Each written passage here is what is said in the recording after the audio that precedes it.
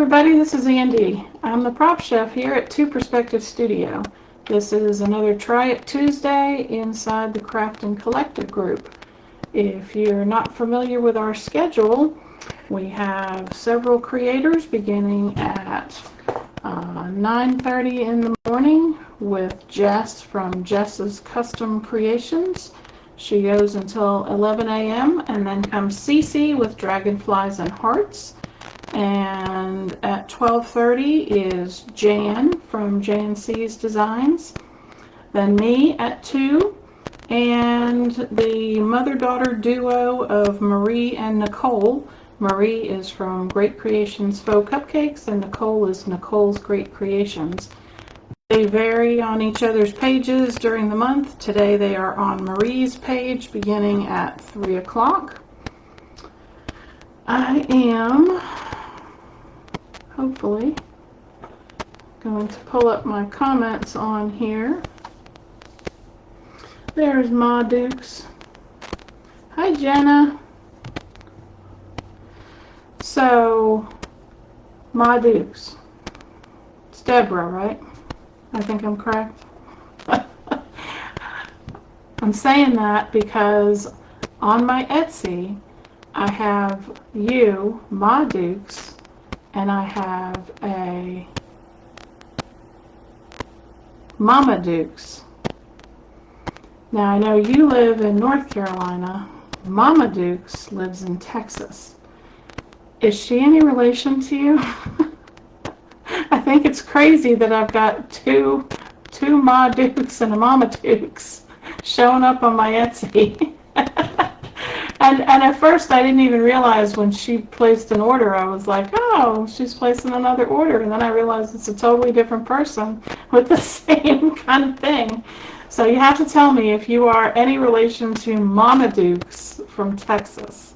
I think she's from Texas. Pretty sure. Deborah. I'm correct. All right, at least I got that right. Hey, Carol. Yeah, I figured not, but I was like, what are the chances that I have a Ma Dukes and a Mama Dukes both in my Etsy shop ordering stuff? I was like, that's crazy. So, yeah, blew my mind and confused me greatly because when I was talking to her, I thought I was talking to you, and then I realized that's not the same person. So, but, you know, keeps me on my toes, right? So, how's everybody doing today? I hope everybody's having a great Tuesday. Tuesdays are always fabulous. For me, anyway. I love Tuesdays. So, today, I don't know why still have my keyboard sitting here. Maybe I'm going to type something today, and I'm going to do a typing craft. That would be new. I just forgot to put it away. I'm just sitting here playing with my keyboard. So, today, I'm going to do something a little weird. The last time I did seafood, I thought it was great. I did oysters on the half shell. I thought it was great. I thought it was a terrific fake food demonstration, and I got a little made fun of for my oysters on the half shell. So, wah, wah, wah. I guess nobody else thought it was that great. But I've recovered from that, and I've decided to continue on with some other seafoody kind of thing, just because I'm a seafood girl. I love the ocean. So, you know, aw, that's sweet. I appreciate that. You love Tuesday because of me. Aw, I have a fan.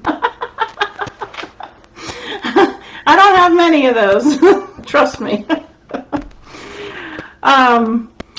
I have made a couple of attempts at salmon. I'm really trying to do a realistic piece of salmon, either on top of a salad or something. I would love to do a salmon as, you know, one of my things that I sell in my shop.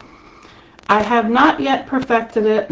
I know what I need to do to make it, but I'm just not there yet with the colors and the painting.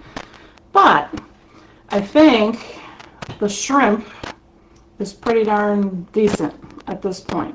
So today I'm going to do a summertime small plate shrimp cocktail. And I know it's not the sweet stuff and the cookies and the cakes and all that kind of stuff that everybody likes to see, but it is food, and I'm a realistic food maker, so I have to make all kinds of things. I was just asked by a filmmaker to make a lamb gyro, or some people in the South call them heroes, but it's J-Y-R-O. In New York, we call them gyros. So that's what I'm familiar with.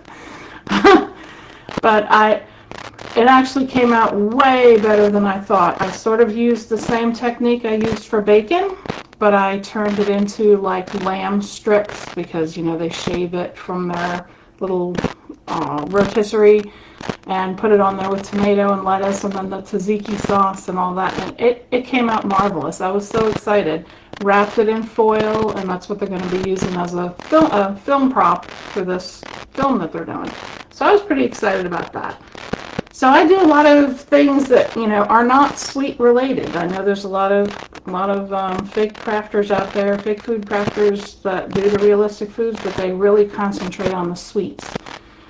That's not me. I like doing steaks and ribs and, you know, all the different things, cheeses and crackers, and so today it's shrimp.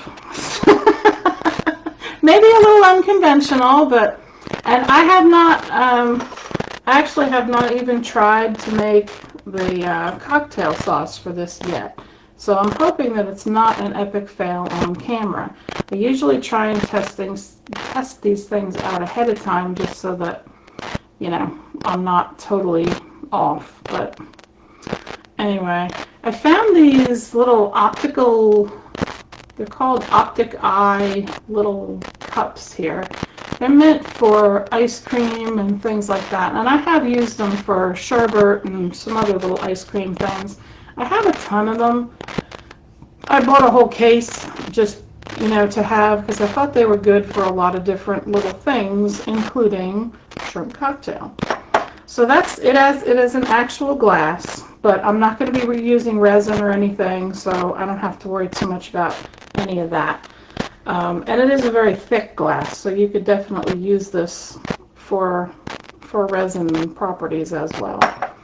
Hi Margarita, hi Jennifer, hi Jamie. Glad everybody could join me today. I don't feel like I've seen you in a while, Margarita. Is that just my mind playing tricks on me? I'm not sure. I don't think I've seen you in a while. Hope you're doing well. So this shrimp, which I have, these are the ones I'm going to be using in my shrimp cocktail. These are resin, and they have been painted with watercolor. So they are, I don't know if I can get that to come in very clear. It's a little bit stripy, speckly. They're more clear underneath. They have the signature little mermaid split in the tail. You can actually buy something very similar. Are you taking care of your mom? That's sweet. You can buy these. I'm not sure that Play Code 3 sells them, but I know some of the other big like wholesale places sell something similar to this. I was sent one as a, you know, they'll send you the little samples of what you're trying to look for, and I liked it. So making a mold for these was not difficult at all. And then just pouring the resin and painting on top and then sealing over the top of it. So that's how I did it.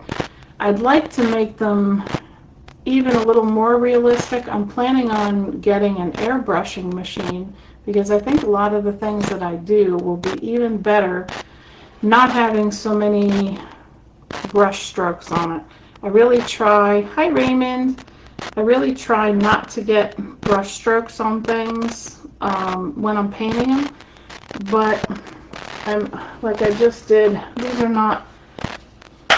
aren't shined up or anything. Oh, well, it's still wet. These aren't shined up or anything, but I mean, you can see, even putting a stick in these things, like when you're doing stuff like olives, even putting a stick in it to keep your fingers off of it, you'll still get those areas that aren't painted. So either you have to paint them 2 or 3 times, which is a pain, or if you have an airbrush system that's good and it doesn't jam up, which I've been doing a lot of research on, I'm trying to find a really good one, I'll be able to paint things like this, you know, having a stick on it.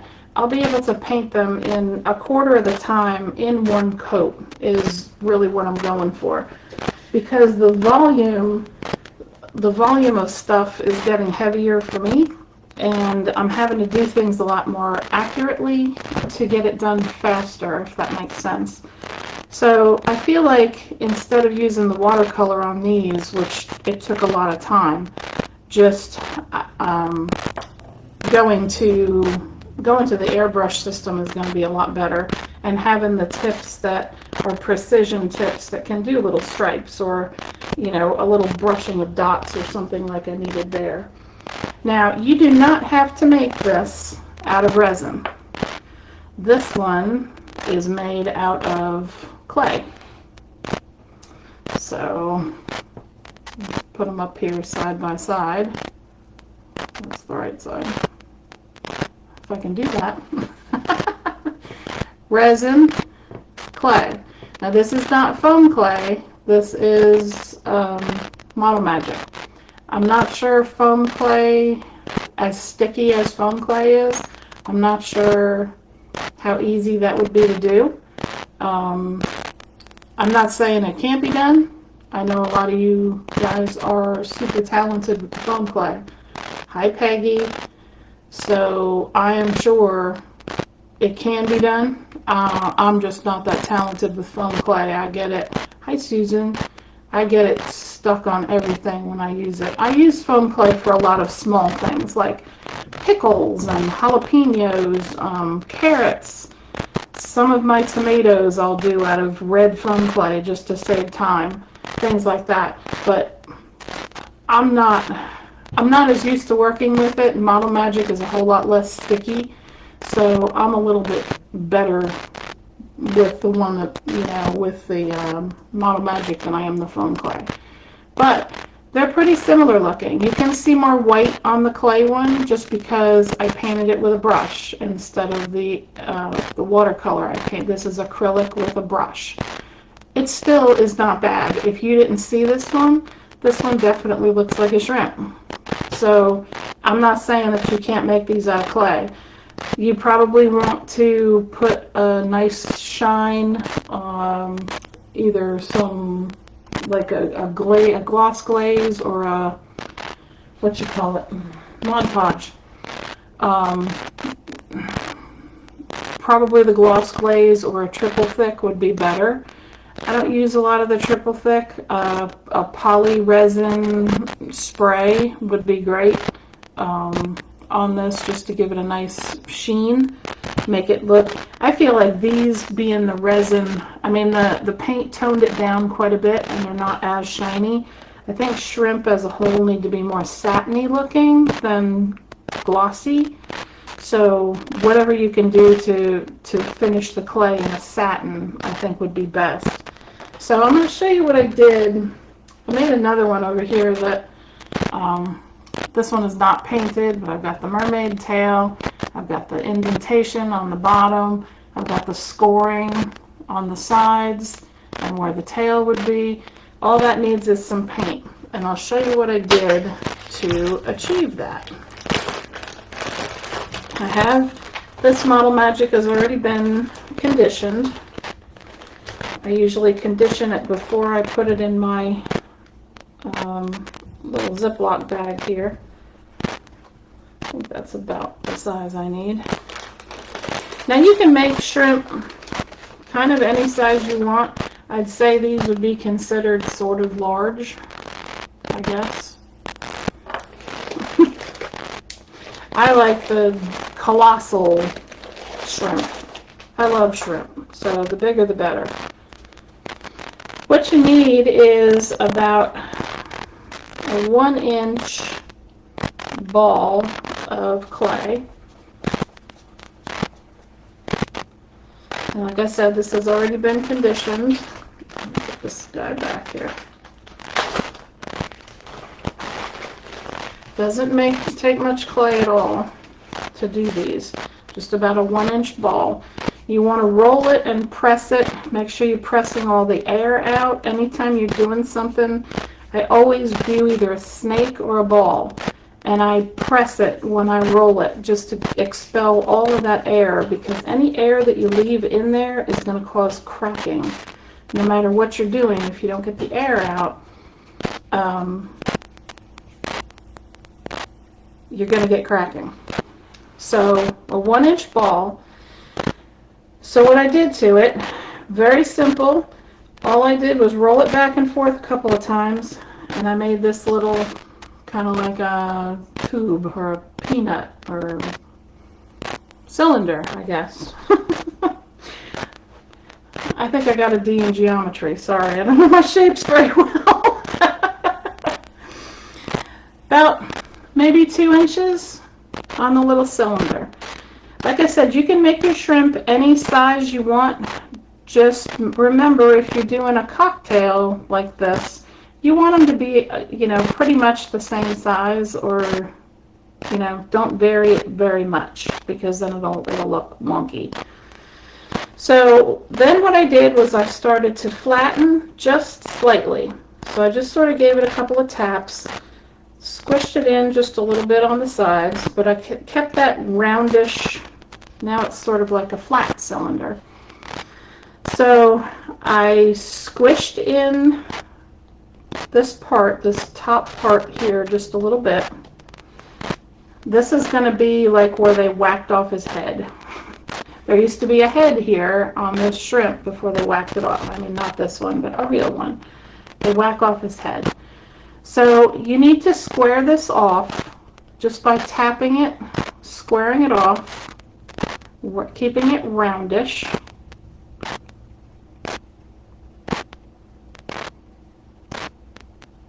Hey, Dee.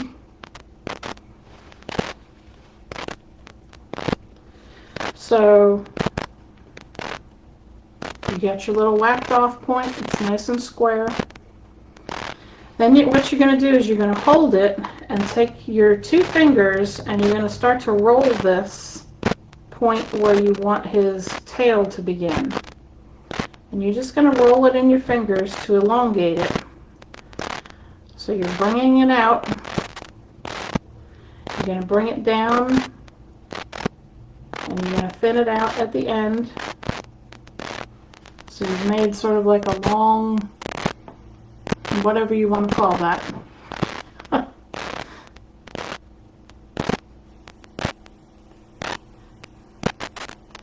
Then you want to round out the squarish part on the bottom.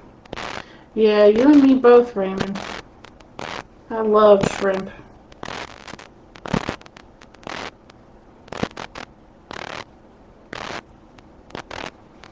So I start to curve it around, because you want this whole little thing to curve around just like a shrimp does when it cooks. Just like that. So you're just sort of being pretty gentle with your clay, light touch on the fingers. Keep your little area where his head got cut off. Make sure that stays, you know, pretty sharp. You want that to be your, you know, the chopping off part. So once you get it around there, you can take your needle tool or the end of a very skinny paintbrush, or you could use a thick skewer for this. But I'm using a needle tool. I'm just going to lightly set that on my desk. Let's see if I can show you this a little closer. I'll put my finger under it. So I'm going to put my needle tool in, and I'm just going to rotate this needle tool back and forth to make that indentation, because on the bottom of this shrimp there's a well in his tail, because it's a tail. And then the tail comes up, and you know, that's the part that you pull off when you bite into the shrimp.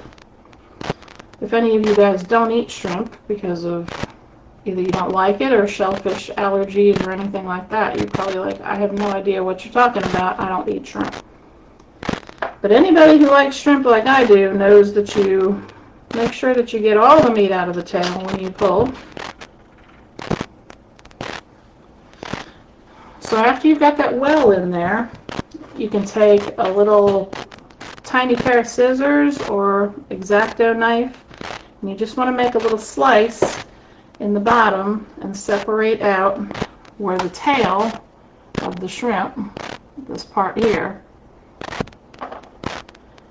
it has that little signature little mermaid tail on the end of it.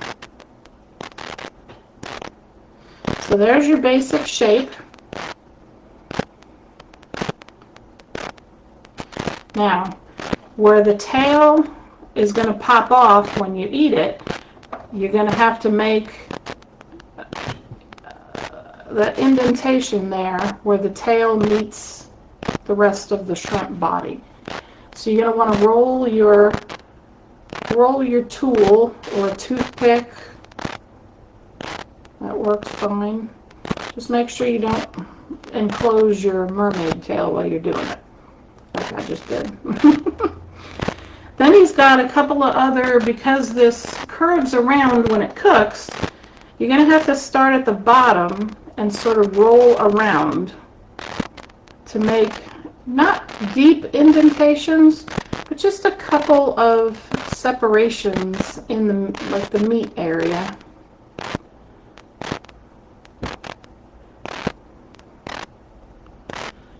Sort of helps the visual eye see that it is a shrimp with, you know, sections, and it's cooking and all the things.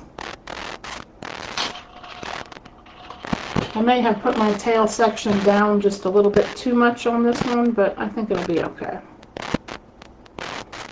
Then you want to continue to roll that until keep dropping it. Until he's pretty much rolled around like that, just like a shrimp does when he cooks. So once you get to that point, all you have to do is dry him out, put him on a rack, and let him dry at least a few hours. This guy's been driving. He's been drying for about 3 hours. Hi, Cynthia. He's pretty, I mean, they're small, so as far as Model Magic goes, 3-hour dry time makes it pretty hard. So you can go ahead and paint it after about 3 hours time. Now, the colors that I found that I used for this, and I think my colors on this one, like I said, this one was done with acrylics. I think it's pretty close to what was in, you know, this one is pretty close to the one that was done in the resin. So that's what I was trying to simulate. Master's Touch, which is the Hobby Lobby brand, has just a plain orange paint. This is acrylic. I just took a very small amount. And I also make a light coral. This is such a pretty color. Not sure how I got paint on myself, but I did. I know, if you watch me on Tuesdays, you know I always get paint on myself. Or some other goo. I'm a pretty messy crafter. So I want a little bit of the coral, light coral, and a little bit of this orange. Now, like I said, both of those are just regular Hobby Lobby colors. I'm sure there's craft paint colors that are pretty close. I have a number 2 flat brush. This is very tiny, and it is a flat. It's not pointed.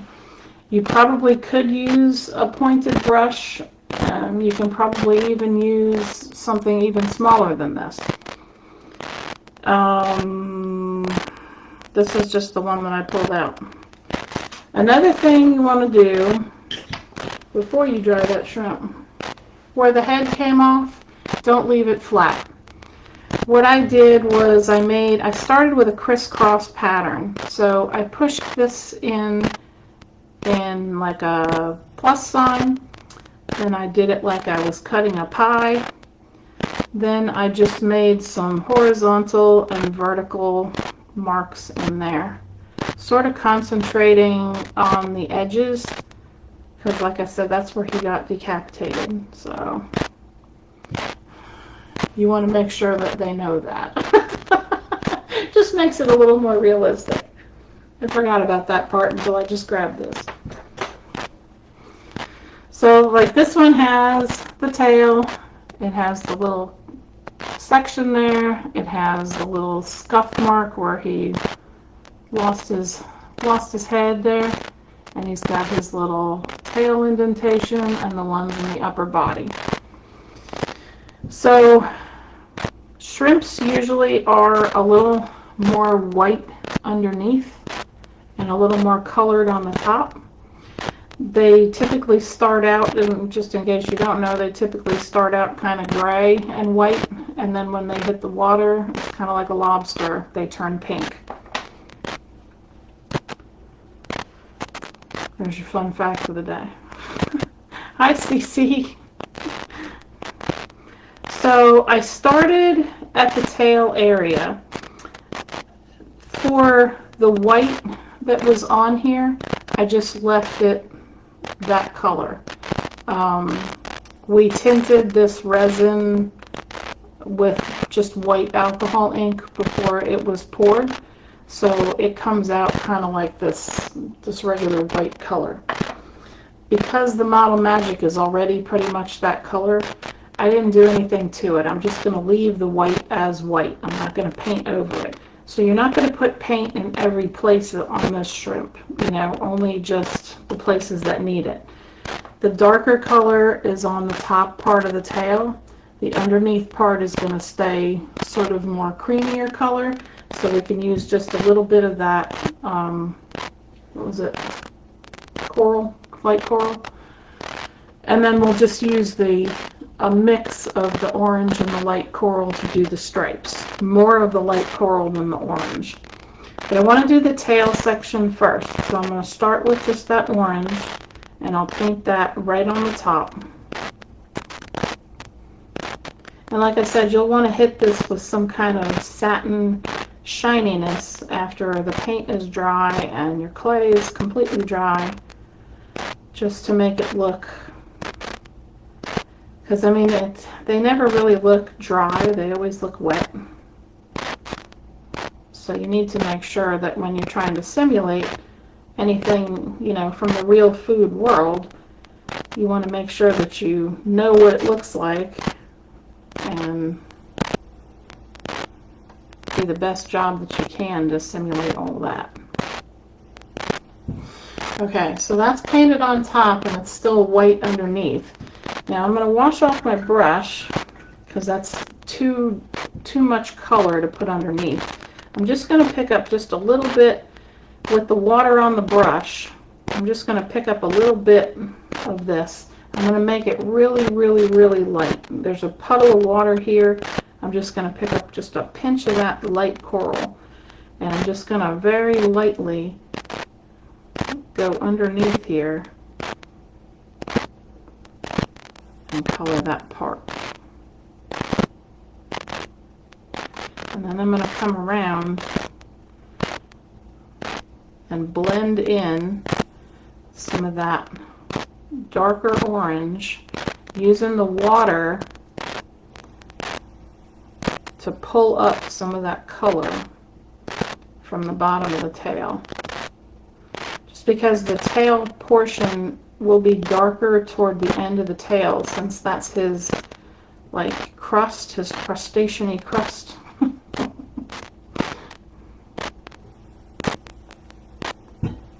and then it starts getting a little bit lighter as he goes up. Like that. I'll make the middle section on the top just a little bit darker. Just a smidge.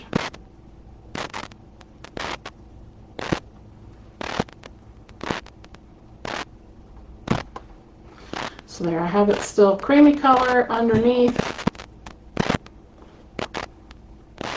and a little bit darker around the tail. Now as you go up, let's see if I have a better representation here. You see how I've done sort of the stripes together with a little bit of white, and then there's more white right at the tip with a stripe in the middle. That's kind of what you want to make it look like. Now my thumb has done away with one of my indentations here because my clay is still a little bit wet. It's probably best that you really let these thoroughly dry before you paint them, just like anything else. I mean, it'll always come out better if you're just patient and you let it dry. I should have done this. I never know what I'm going to make until Tuesday morning, and then, oh no, are you getting distortion again, AAA? I thought I fixed that. I thought all that was gone. Everybody can hear it? Oh my gosh, I'm going to have a fit.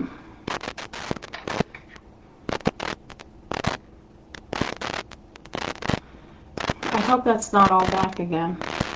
I was ready to throw this computer out the window the last time it happened, and my daughter fixed it. Anyway, I'm just going to keep on going. Holy cow. Like a record ending. I wonder if it's my chair. My chair is creaky.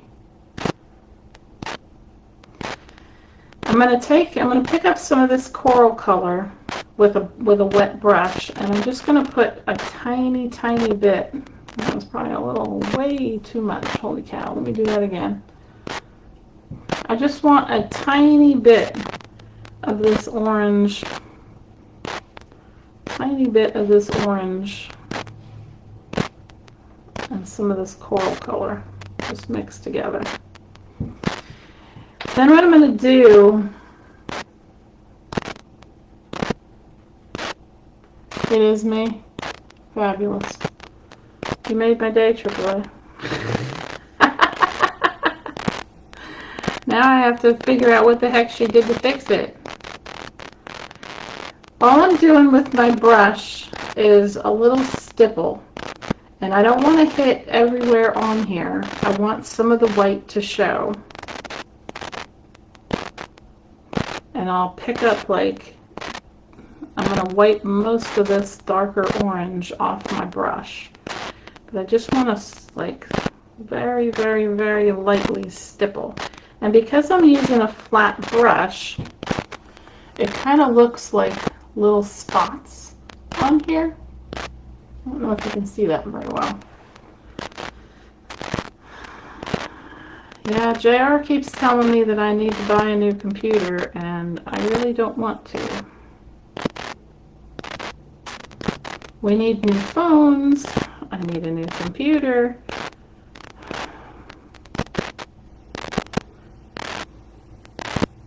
I think I need some lottery money. So, very, very lightly, just sort of intermittently with this darker orange. And I'm going all the way around and making these little stripes. Now, as I get to this last stripe around the top where his head was, because I didn't pick up any more paint, it gets lighter and lighter and lighter. And that's what you want.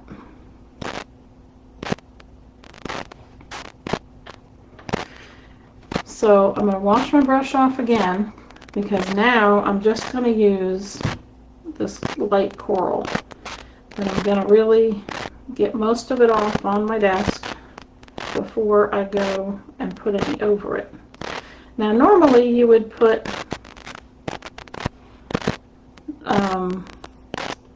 lighter color first and darker color on top. This goes against that rule of paint. I want to put the dark down and then come over it with the light. And that is because I want to fade out some of that darker color. And I want to blend in some of this lighter color, if that makes sense. Usually in the paint world, you do it just the opposite. I'm just sort of leaving some of that white showing. I'm fading out some of the darker spots, and I'm filling in with some of the lighter.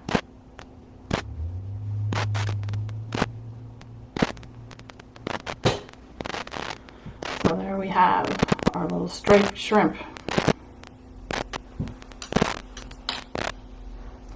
So this one actually turned out lighter than my first one, and that was why I knew I had to start with the dark and then go with the light. So I think my second one is much more exacting to the one that we resined and watercolored. So I think I like this one a whole lot better than this one, which is darker. So start with the dark, end with the light. Just the opposite of what you normally do in the paint world. Yeah, I think I'm actually not even using my external microphone. It's the microphone from my external camera, and it's been working fine. She did some kind of update on it to fix it, and it's been working fine. Maybe it needs another update. I don't know. I'll have to figure out what she did and figure that out. So, anyway, there you have that you can make the shrimp without any resin, just clay and paint. It'll work just fine. And once that's dry, I'll do it with some kind of resin, or not resin, satin finish, like a poly, like a spray satin, something like that, just to make it look a little more wet. So I'm going to clean up a little of this paint goo on my desk so that I don't put my arm in it.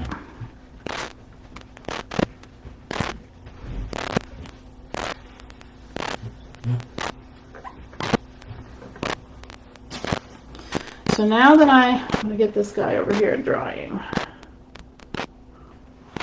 Now that I have my shrimp that I'm going to use, now I figure there's typically about 8 shrimp in a large shrimp cocktail. So so that's what I'm going for in this. And I'll just, rest them on the sides like they do. I'll probably end up gluing them down. First, we need to get some sauce in this puppy. So, I have a bowl. Let me move this over here.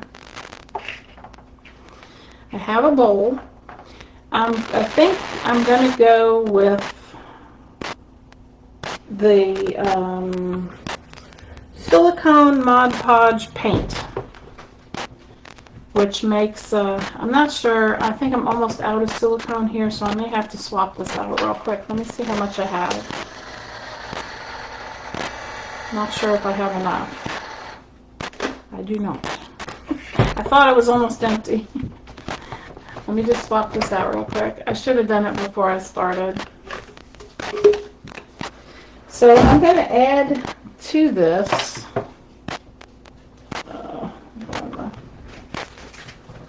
my choppy thing on my old one.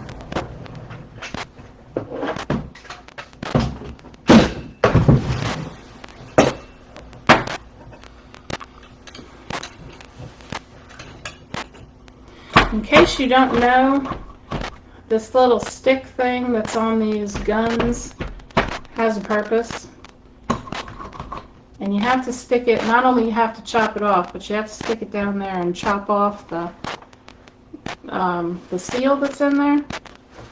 So just in case you didn't know that, if you buy one of these silicone guns, that's what those pieces are for.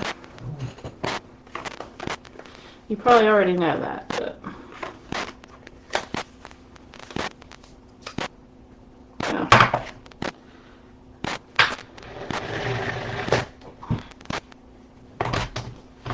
I like this one pretty good, this battery one.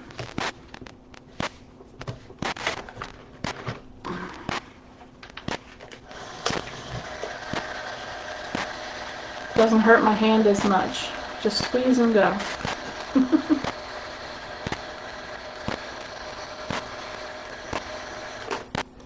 Alright. So I put about yay much silicone in there. There's really no good way to measure silicone, I don't think. You kind of just have to go with it. I think I'm going to use the gloss Mod Podge just to keep it wet and shiny looking because it is a sauce. I put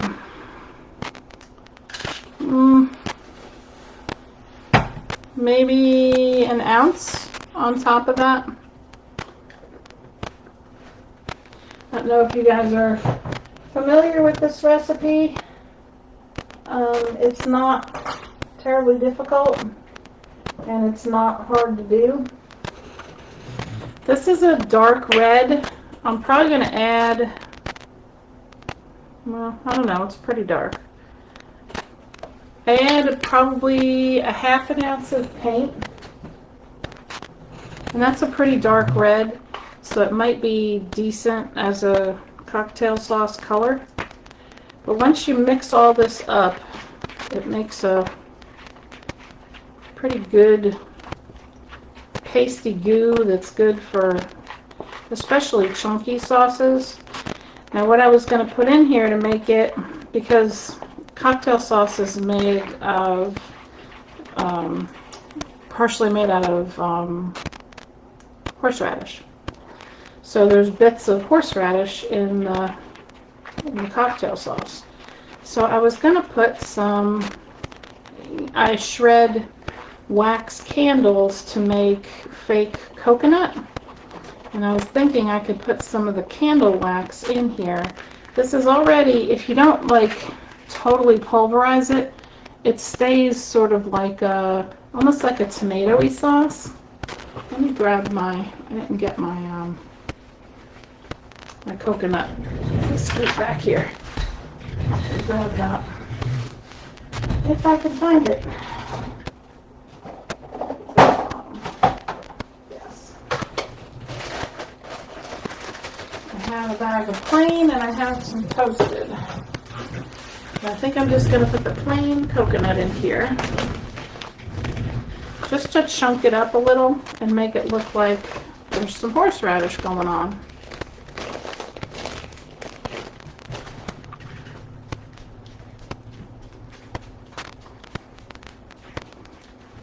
And that'll keep that sort of chunky consistency while it's drying. So that'll be just a little bit more realistic.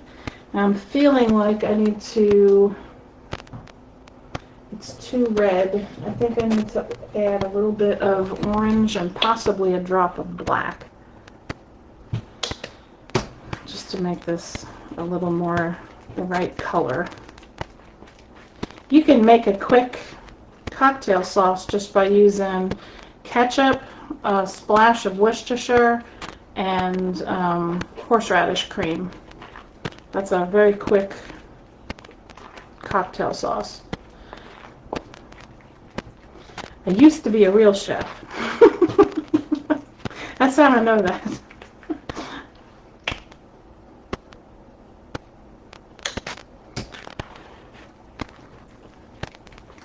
And it's a good cocktail sauce.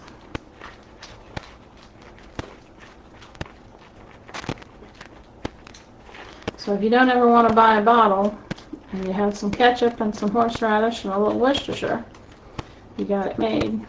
I still feel like it's too red. I probably should have used a deeper red color.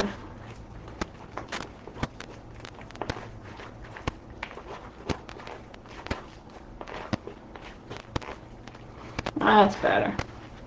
That toned it down quite a bit. That's a better color, I think.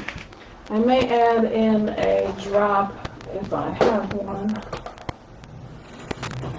think I'm going to add a drop of black. Oh, this is a new one. I'm going to have to open it. Still have 15 minutes. I'm doing good, I think. Just going to darken this up ever so slightly. I'm going to make a mess. Yep, there she goes, folks.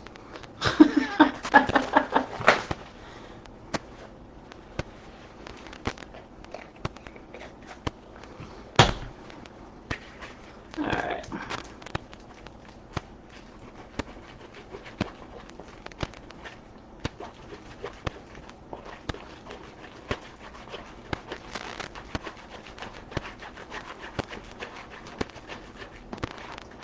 Alright, that's better.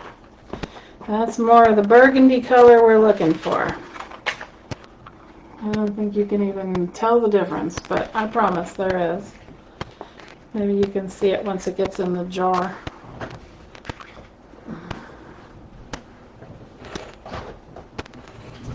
Alright. I did clean my glass with alcohol before I started. I always do that to acrylic or glassware just to make sure that there's no oils or dust. Because sometimes if you put things in it, it'll peel back off or it'll create an air compartment in there. So make sure that everything that you're using is always clean. And alcohol is the best cleaning mechanism for that. Alright. Now, I'm not at all worried that I have gotten, you know, smears on the side of this. I'm actually going to work it around to where it's sort of more up against the sides.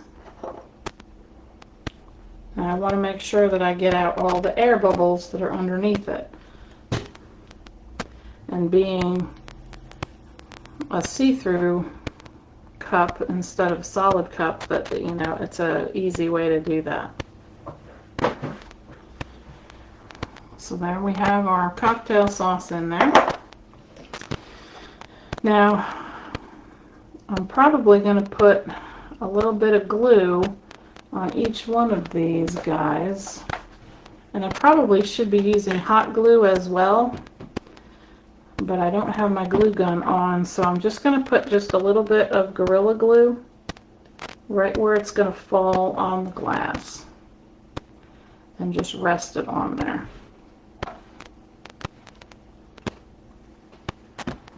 No, that was black that I put in at the end just to make it more burgundy color. Just a very small little pinch.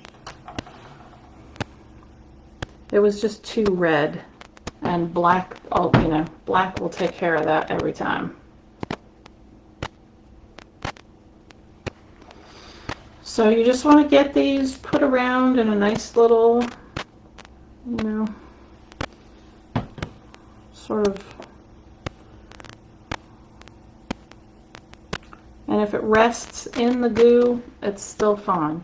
Some of them are, you know, a little shaped a little more wonky than others. It's just the way that the mold was. And you can move them around, of course, before the glue dries. Now I will probably finish this with a lemon wedge, probably somewhere in the middle, and then maybe a little greenery in the center, like parsley. I don't know if I want to put the lemon toward this side and leave this guy off, or if I want to put this guy in and put the lemon in the center. I'm probably going to put the lemon in the center. I think that'll be better.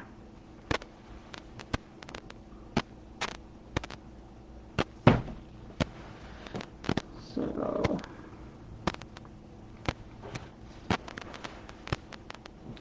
and I didn't pull a lemon out, but I will grab one real quick. I am going to grab just a little of this. This is actually shredded reindeer moss. I use it in place of parsley. I'm just going to sprinkle it right on the top of our cocktail sauce. I wish I had a fake parsley sprig, but I don't. I only have basil. And basil does not belong in that, for sure. I have cilantro, basil, and mint. Yeah, I don't have parsley. But I would stick a, let me grab a lemon.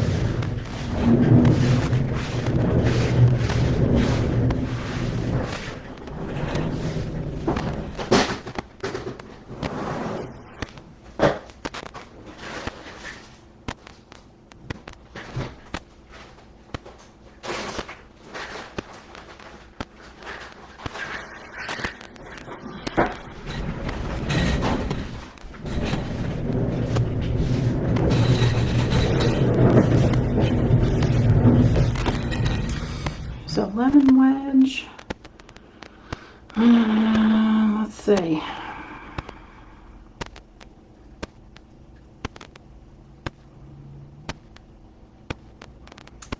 Maybe just like that. And there we have our cute little shrimp cocktail with lemon. I know it looks very red on camera here, but that really is a very dark red sauce in there. So it really does look pretty decent. So I'm happy with that. What do you think?